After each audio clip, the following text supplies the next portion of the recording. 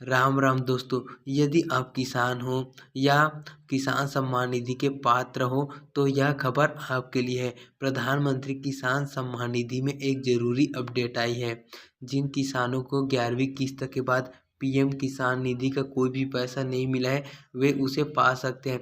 प्रधानमंत्री नरेंद्र मोदी इसी महीने 2 अगस्त को पीएम किसान की 20वीं किस्त जारी की थी।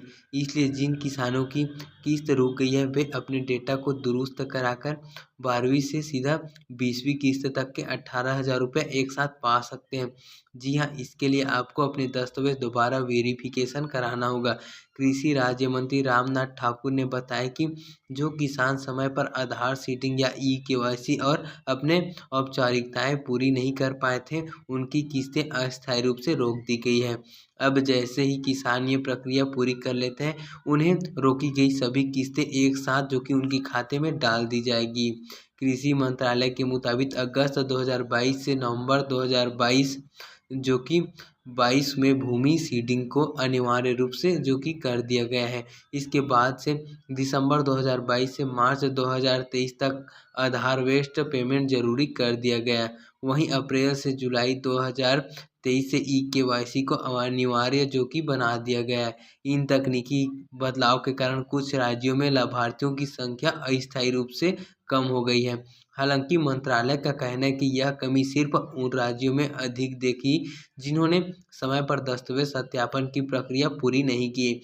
जिन राज्यों ने तुरंत कदम उठाए वहां किसानों पर इसका कोई खास असर नहीं हुआ। सरकार ने साफ कह दिया कि जिन किसानों की किस्तें रुकी हैं उन्हें कोई आर्थिक नुकसान नहीं होगा। मंत्रालय के अनुसार किसान जैसे ही अपने दस्तावेज और ज़रूरी जो कि प्रक्रियाएं पूरी कर लेते हैं उन्हें लंबित किस्त भी उनके खाते में भेज दी जाएगी। यानी किसान को रोकी गई सभी किस्तें एक साथ उनके खाते में डाल दी जाएगी। पीएम किसान योजना की रकम सीधे डायरेक्ट बेनिफिट ट्रांसफर के जरिए किसानों के खाते में भेजी जाती है। इसके लिए राज्यों और केंद्र शासित प्रदेशों से मिले वेरीफाइड डेटा को पीएम किसान पोर्टल पर अपलोड किया जाता है। योजना की पारदर्शिता और जो कि दक्षता बढ़ाने के लिए सरकार ने कई तकनीकी सुधार किए।